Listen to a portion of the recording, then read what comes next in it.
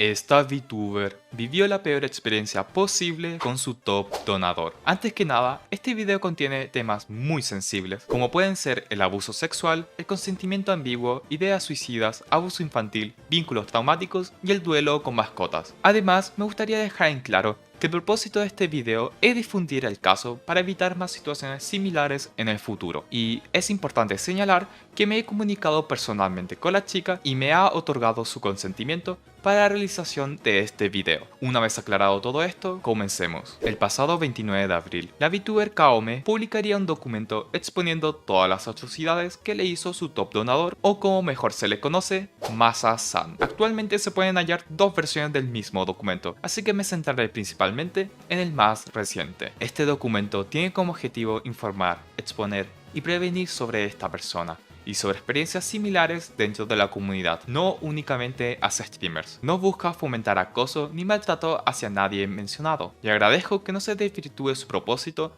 así como su difusión responsable. 2021 a 2022. Masa-san llegó a mi canal en 2021-2022 y se quedó porque le parecía divertido el ambiente. Era alguien que solía bromear en streams, especialmente con VTubers que no hacían contenido más 18, interactuando mediante bits en distintos canales. Cabe aclarar que yo no era su VTuber favorita ni a quien más apoyaba. Esa posición la tenía otra creadora, Pokiboo, en donde incluso era moderador y donador frecuente. Nuestra interacción era más casual. Yo solía abrir mensajes directos con mi comunidad, y con él no fue la excepción. Aunque hacía aportes, cuando mencionó que era top donor no implica que me sostuviera económicamente, sino que participaba dentro de sus posibilidades, algo que siempre valoré. En ese entonces nuestra relación era amistosa. En algún momento me comentó que le gustaba a alguien, y yo asumí que se trataba de otra streamer, pero tiempo después me confesó que era yo. Aproximadamente 3 meses después le compartí mi WhatsApp, aunque nuestra comunicación seguía siendo esporádica ya que ambos teníamos nuestras propias rutinas y, en mi caso, yo estaba interesada en otra persona,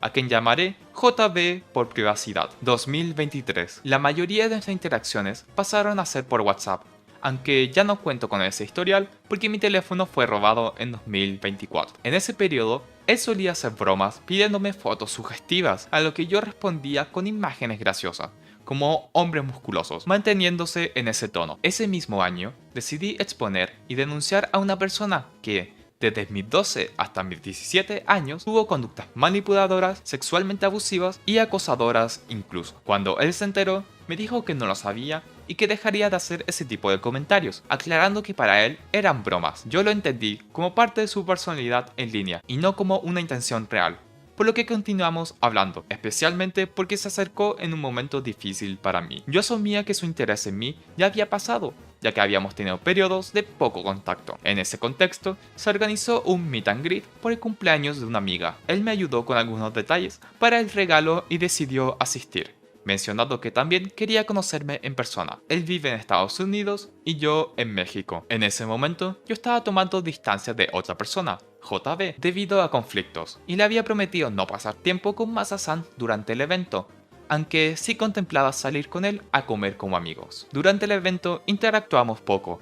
Mi percepción de él hasta ese momento era que era amable, respetuoso y comprensivo. Ya teníamos planeada una salida, a la cual accedí en parte por el apoyo emocional y al canal que me había brindado. En esa ocasión me sentí incómoda al momento de pedir comida por los precios. Después de comer, caminamos y conversamos. En un punto comenzó a sentirse mal del estómago y, al no encontrar un baño público, le sugerí que fuera a su hotel mientras yo esperaba en el área de visitas. Inicialmente me quedé ahí sin problemas, pero después me pidió pasar a la habitación. Abuso sexual. Dentro del cuarto, mientras él estaba en el baño, comencé a sentirme nerviosa. Esto se relaciona con una experiencia previa que viví en 2022 en un contexto similar, violación en un hotel, lo que activó una respuesta de miedo intensa. Al salir, me preguntó si me pasaba algo y yo le cuestioné directamente si me había llevado ahí con alguna segunda intención. Él lo negó y ofreció salir, pero al ya estar alterada emocionalmente y llorando,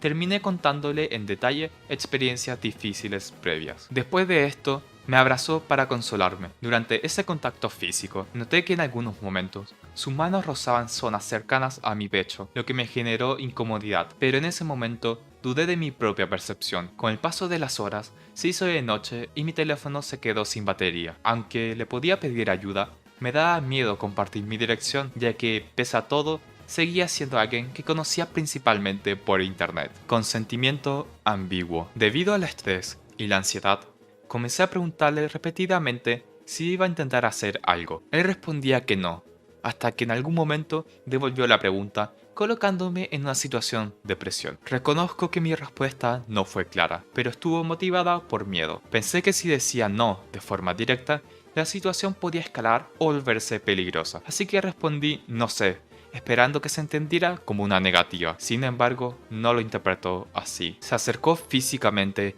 e inició contacto que yo no buscaba. Intenté detener la situación diciendo que no podíamos hacer nada y dando distintas razones para evitar que continuara. Aún así, insistió en que no era un problema. En un momento salió del lugar y, mientras tanto, volví a cuestionarme qué hacer, si irme o quedarme. Debido a que no tenía forma de comunicarme, era tarde y el lugar estaba lejos de mi casa. Decidí quedarme con la intención de dormirme lo antes posible, pensando que así evitaría que pasara algo. Sin embargo, cuando ya estaba dormida, me desperté para continuar y en ese momento sentí que ya no tenía más formas de evitar la situación. La situación terminó porque él volvió a sentirse mal del estómago. Yo me sentí aliviada y me fui lo más temprano posible al día siguiente. Al llegar a casa, me bañé, me sentía cansada y mal, pero aún así asistí a mis clases de ballet. Más tarde, volvimos a vernos. En ese momento, decidí presentarlo con mi mamá. No como un gesto social, sino por una medida preventiva. Desde siempre se me ha enseñado que, si conozco a alguien, mi familia debe saber quién es, cómo se ve y con quién estoy, especialmente por seguridad. Después de lo ocurrido, para mí era importante que no fuera una persona completamente desconocida para ellos. No recuerdo sinceramente lo que hicimos después de eso, pero él se iba al día siguiente. Algo que me impactó fue que cuando se fue, me dolió profundamente, como si estuviera perdiendo a alguien muy importante. Esto me resultó raro, ya que previamente no sentía algo así por él. Yo estaba interesada en JB, por lo que no entendía de dónde venía esa reacción. Lo hablé con una amiga cercana y traté de interpretarlo como algo normal. También lo comenté con mi psicóloga, quien intentó tranquilizarme con la información que tenía en ese momento, y dijo: quizás solo te vinculas así. Con el paso de los días, mi confusión aumentó. Busqué a JB porque me sentía emocionalmente desbordada, pero al mismo tiempo mi cercanía con Masa-san empezó a intensificarse. Conversaciones que antes me parecían normales comenzaron a sentirse más significativas y, aunque me emocionaba hablar con él, seguía cuestionándome internamente qué había cambiado. Después de lo ocurrido, Masa-san tuvimos una conversación en la que se estableció que cualquier cosa que no fuera un sí debía interpretarse como un no, lo cual evidencia que existía conciencia sobre los límites, incluso después del primer encuentro. A medida que esta cercanía crecía, también aumentaron los conflictos con JB. Hubo discusiones, inseguridades y celos. En diciembre llegué a un punto límite cuando Masa-san mostró celos porque yo permití que JB entrara a mi habitación, mientras que a él no. No fue un hecho aislado, pero no profundizo en esto porque considero que no es el punto central frente a lo ocurrido. 2024. Durante febrero me alejé de JB, ya que las discusiones y lo que le conté sobre lo ocurrido con Masa-san generaron dudas en nuestra relación. Le resultaba difícil entender mis reacciones y me hacía preguntas que también otras personas se planteaban. ¿Por qué me quedé? ¿Por qué continué ahí a pesar de sentirme incómoda? A raíz de esto, hablé con Masa-san sobre lo que había pasado y le expresé mi preocupación de que mi cercanía emocional con él hubiera comenzado a partir de ese encuentro. Él respondió diciendo que también se sintió presionado por mis preguntas constantes sobre si iba a hacer algo. Sin embargo, esas preguntas surgían desde el miedo, no como una insinuación. En ese momento, llegué a considerar su versión y pensé que podía tratarse de un malentendido o una torpeza de ambos. Constantemente lo justificaba y trataba de darle sentido a lo ocurrido desde ese lugar. No fue hasta que hablé con Lenteja, mi mejor amigo y moderador, que comenzaron a surgir más dudas. Aún así, seguía defendiendo la idea de que no había habido mala intención a pesar de que yo no había dado un consentimiento claro. Regresé a México por el concierto de Radwimps 2024. Varias personas de mi comunidad asistirían, incluida mi mejor amiga, ya que yo no me sentía cómoda estando sola entre hombres. Antes de esto, Lenteja y yo habíamos acordado que, debido a mi dificultad para decir no, evitaría situaciones de riesgo, especialmente estar a solas en habitaciones de hotel con hombres. Ese día no quería asistir por motivos personales, pero terminé yendo. Durante el concierto no conviví con Masa-san, salvo al final cuando lo saludé brevemente. Después, mi hermana, su pareja, Masa-san y yo fuimos a una juguería. Más tarde, cuando mi hermana se retiró, necesité ir al baño. Como su hotel estaba más cerca que mi casa, fui con él. Debido a la hora, el cansancio y la confianza que tenía en él tras lo ocurrido anteriormente, que yo interpretaba como un malentendido, le pedí quedarme a dormir. Aclaré varias veces que no pasaría nada y que éramos amigos. Mientras estábamos en la cama, conversando, intentó un acercamiento físico que yo rechacé de inmediato, diciéndole claramente que no haríamos nada.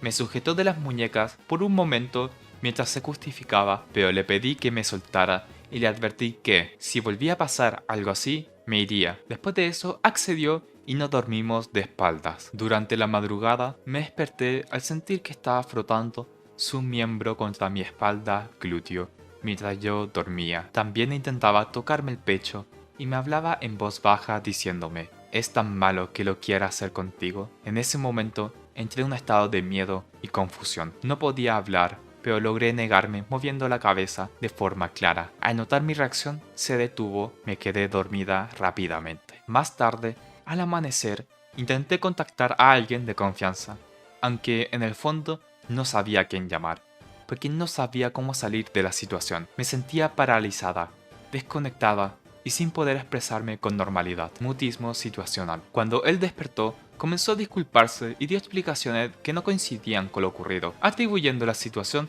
a malentendidos como que si yo me movía dormida o hablé dormida diciendo su nombre. No hablo dormida que yo sepa. En cuanto pude, me encerré en el baño, me preparé y salí del lugar. Él tocaba varias veces la puerta creyendo que me haría daño. Me asustó, pero cuando golpeé la puerta para que supiera que estaba bien, se retiró. Salí del baño y él intentó hablar conmigo mientras me iba, pero logré retirarme. Al llegar a casa, me encontraba en estado de shock. Me costaba reaccionar emocionalmente y apenas podía comunicarme. Posteriormente hablé con mi psicóloga, quien me indicó que no me forzara a reaccionar y validó que lo ocurrido no había sido correcto. A pesar de todo, en ese momento seguía intentando justificar lo sucedido con mi mejor amiga, pero internamente algo ya no encajaba. A diferencia del primer incidente, esta vez expresé un límite claro y me negué de forma directa, lo cual marcó una diferencia importante para mí y espero que todos sepan ver que sí aprendí de mi error la primera vez. En la siguiente parte del documento, Kao me adjunta un video de la conversación que tuvo con Masa-san al día siguiente, en donde básicamente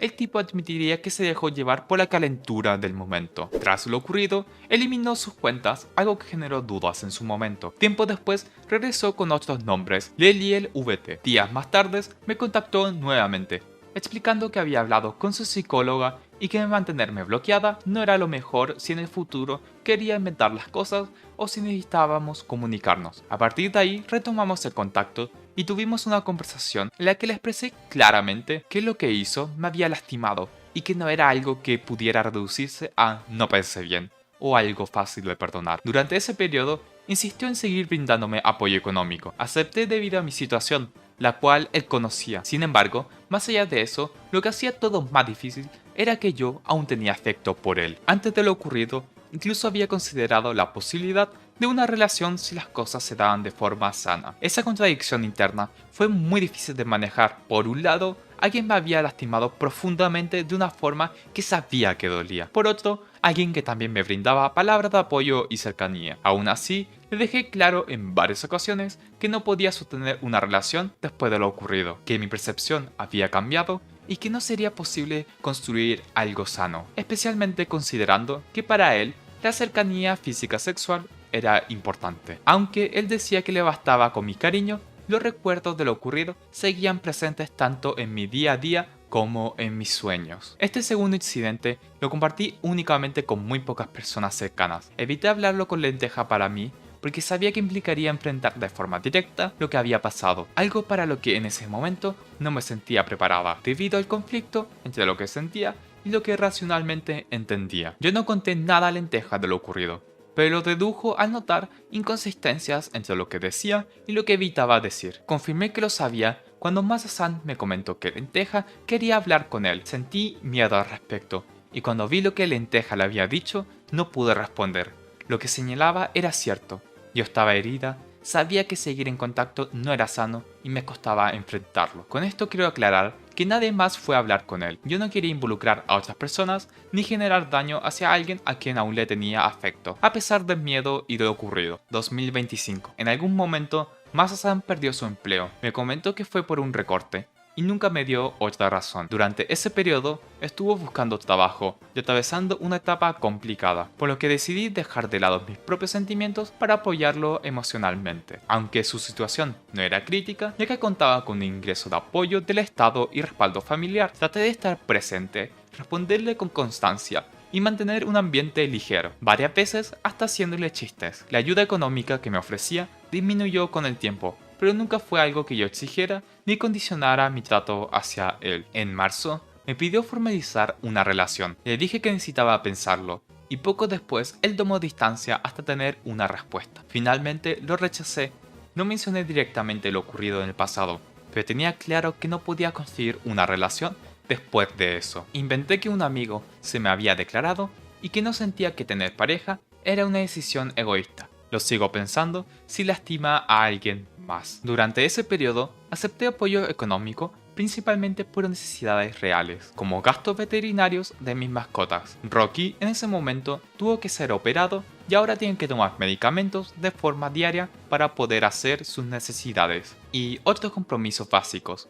Nunca fue un intercambio ni una condición dentro de nuestra relación de conveniencia de mi parte hacia él. No sé si él lo veía así, pero rechazo esta afirmación. Después de rechazarlo, su actitud cambió. Comenzó a insinuar que un amigo le dijo que yo solo me aprovechaba de él, a pesar de que anteriormente él mismo insistía en dar ese apoyo como una forma de afecto. Mi trato se volvió más distante con el tiempo, pero nunca dejé de ser amigable. En abril, me dijo que tomaría distancia por motivos personales, en los cuales no me quería involucrar, que no había otra persona que me quería y que seguiríamos apoyando desde las sombras sin interferir en las metas del otro. Tuvimos una última llamada donde ambos acordamos seguir adelante. Noté que evitaba hablar directamente de lo ocurrido, y yo tampoco insistí, ya que era un tema que me resultaba muy doloroso. Pensé para los dos, duelo por mascota. Llegó mayo y del 17 de mayo hasta el 21 de mayo fueron los peores días de ese año. Lucky empezó a tener vómitos, dijeron que era una infección, pero yo no estaba tan tranquila con eso. El 18 de la noche, llegando de mi examen de admisión a la universidad, fui a llevarlo al veterinario. Me la pasé en el piso, acostada al lado de él. El piso estaba lleno de vómito acuoso. Le canté llorando, pero esa misma madrugada le dio fiebre y estaba adolorido. Tuvimos que llevarlo de urgencias a un hospital 24/7 que no hizo nada por él. Lenteja abrió un GoFundMe para que yo pudiera solventar algunos gastos y lo hizo él precisamente porque yo no le pediría dinero a nadie, incluso en una situación tan desesperante. En ese contexto, él volvió a enviar apoyo económico y le escribí para agradecerle. Su respuesta fue distante y poco después me comunicó que lo mejor era dejar de hablar. Tras ese mensaje, me bloqueó de todos lados. En ese momento, mi estado emocional era muy vulnerable.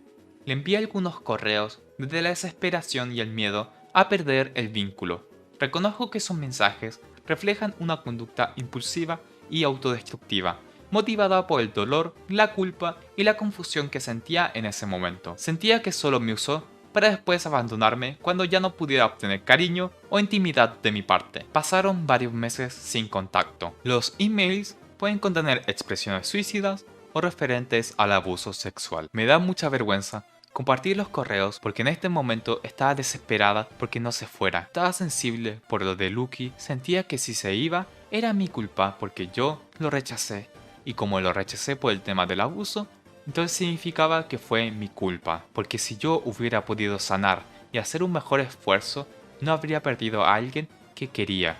Me sentía insuficiente. Le había fallado a Lucky, sentía que aunque no lo merecía, le fallé a Masa-san. Debía esforzarme más en olvidar, en disimularlo más.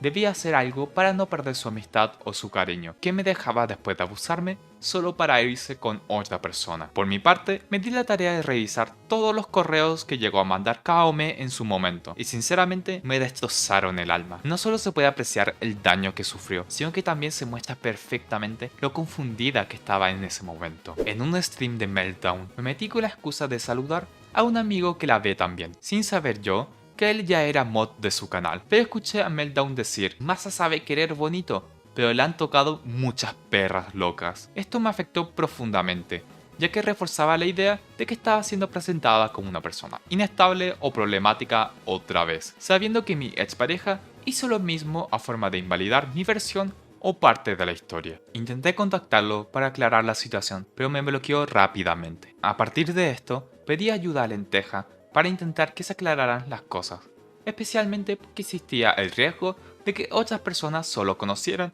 una versión distorsionada de lo ocurrido, y me parecía injusto que él tratara de acercarse a las personas haciéndome quedar a mí, su víctima, de una terrible forma. Sin embargo, sus respuestas se centraron en justificar la distancia y el desgaste, evitando reconocer lo sucedido. No puedo afirmar con certeza qué dijo exactamente a otras personas, pero por comentarios indirectos y reacciones es evidente que buscó mantener una imagen favorable a su favor, minimizando o negando lo ocurrido. En la captura mostrada, se ve que afirma que sus amigos, Alinef, Asteria y Baby Meltdown, eran conscientes de lo que hizo y podían seguir compartiendo espacio con él. Mencionar lo de por qué él perdió el trabajo, porque vendió cosas, que era porque se iba a mudar, era importante porque, como dije, jamás me culpó de eso hasta que comienza a juntarse con Baby Meltdown, Alinef y Asteria Cho. Desde ella ha seguido enviando correos insistentemente, que ya les he mostrado cuántos y su contenido, ampliando en tiempo de: no me voy a disculpar por algo que pasó hace 3-4 años, cuando con capturas les acabo de mostrar cómo fue la relación en 2022, así que siguiendo su lógica, si no nos vimos hasta 2023, ¿cómo va a haber pasado eso hace 4 años? En lugar de solo no ocultar lo que hizo, y menos involucrar a las 3 personas que ya mencioné, que si bien ellos no son el foco de este documento, tomo el espacio para decirles a todos, no solo a ellos. La próxima vez que exista una historia de un abuso sexual, convendría escuchar la parte de la posible víctima y no solo de tu amigo, porque es tu amigo, llegue a creerle todo. Tengo DMs abiertos en todas mis redes. He tenido la misma apertura, incluso cuando muchos desde que expuse todo esto no la muestran conmigo a explicar y mostrar lo que sea necesario, pero ninguna de estas 3 personas se ha acercado siquiera a ofrecer una disculpa por no haber investigado lo suficiente bajo una acusación tan grave como lo es de abusar de alguien o ignorar lo importante del consentimiento. Aunque ellos no son el foco del problema, sí formaron parte del malestar que sentí durante el proceso. No sé en totalidad qué les contó de mí, pero por perras locas y otras cosas que me han llegado a decir que dijo Masa-san a otras personas, me hago una idea de que su intención fue dejarme como una persona aprovechada, insensible e inestable mentalmente, al grado de acosarlo cuando eso jamás pasó. Nadie del grupo mencionado se acercó a hablar conmigo o aclararme o confirmarme nada sobre lo que Masa-san dijo, y no puedo obligarlos. No creer ante lo que yo también ya fundamenté y mostré es decisión suya. Todos tienen derecho a creer o no, pero también existe una responsabilidad al tomar postura en situaciones así de delicadas. Dar espacio sin cuestionar puede implicar riesgos, no solo para uno mismo, sino para otras posibles personas en el futuro. Una pregunta que surgió también en el primer documento: ¿por qué hasta ahora? Hablar de esto no es sencillo. Implica recordar no solo lo malo, sino también lo que te hacía aguantar en primer lugar estar ahí. No estaba lista para releer nuestras conversaciones, exponer experiencias personales ante personas que no siempre reaccionarán con empatía. También implica enfrentarse a cuestionamientos, dudas e incluso juicios. Aun cuando existen elementos claros y reconocimientos por parte de la otra persona, siempre habrá un no te creo. Mi primer intento de contarlo surgió en un momento de ansiedad y valor, pero reconozco que tenía fallas. Había partes que no conectaban bien y no supe estructurarlo de la mejor manera. Este documento lo escribí tras leer sus dudas y es el que se queda en el post. Sepan que no todas las personas pueden hablar de inmediato ni hacerlo de forma perfecta. Procesar este tipo de experiencias toma tiempo, especialmente cuando hay emociones involucradas, incluyendo el afecto que llegué a sentir. También quiero reconocer algo. Aunque lo que ocurrió no debió pasar, fue una persona a la que quise y que en ciertos momentos me brindó apoyo. Independientemente de las razones detrás de ello, ese apoyo tuvo un impacto real en mi vida y en la de mi familia en situaciones difíciles. Reconozco que cometí errores conmigo misma, no me cuidé como debía, no pensé con claridad en ciertos momentos y desarrollé una dependencia emocional hacia una persona que me hacía sentir protegida y validada. Hoy, con más distancia y trabajo personal, entiendo mejor lo que ocurrió. Ya no me culpo pero sí asumo la responsabilidad de aprender y seguir trabajando en mí a través de terapia y acompañamiento profesional. Sin embargo, reconocer mis errores no me hace responsable de las acciones de otra persona. Alguien puede encontrarse con una persona vulnerable, herida o inestable y aún así elegir no dañarla, elegir respetar sus límites, elegir no aprovecharse. En este caso, hubo decisiones que no tomé yo, sino él. Ignorar señales de incomodidad, avanzar sin un consentimiento claro, repetir conductas que ya habían sido un problema y posteriormente minimizar o negar lo ocurrido, incluso alterando el relato a su favor. Todos tomamos decisiones, pero no todas tienen el mismo peso. No existe la víctima perfecta.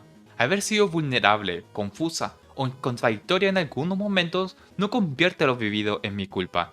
Esa idea solo genera más silencio, más miedo y menos posibilidades de que otras personas hablen. Podrán creer o no en lo que comparto, pero el respeto debería ser el mínimo en cualquier caso. No todo lo que es frágil puede defenderse por sí mismo, y eso no le da derecho a nadie a dañarlo. A quienes hayan sentido que esta historia resuena con algo propio, no lo enfrenten en soledad. Hablen con alguien de confianza o con un profesional. Existen dinámicas que pueden confundir y generar apego incluso cuando hay daño de por medio. Pero eso no significa que no merezcan estar bien. A quienes crean contenido, especialmente en espacios como el stream, el apoyo económico no genera derechos sobre su tiempo, su cuerpo ni sus decisiones. No le deben nada a nadie en ese sentido. Es preferible construir desde la seguridad, aunque tome más tiempo, que mantenerse en una situación que hace daño. Esto sería básicamente todo el documento. Y sinceramente pienso que Kaome fue muy valiente al compartir todo esto públicamente. Cuando uno se encuentra en este tipo de situaciones, es muy difícil poder salir de ahí, porque a final de cuentas somos plenamente conscientes del daño y podemos hacer hasta imposible para justificar las acciones del otro. Y créanme, todo esto lo sé porque pasé por algo similar, así que puedo entender perfectamente los sentimientos de Kaome. Ahora quiero saber qué opina usted de todo esto. Abajo en la descripción pueden encontrar mis redes por si quieren seguirme a otro lado. Los leo y gracias por quedarse hasta el final.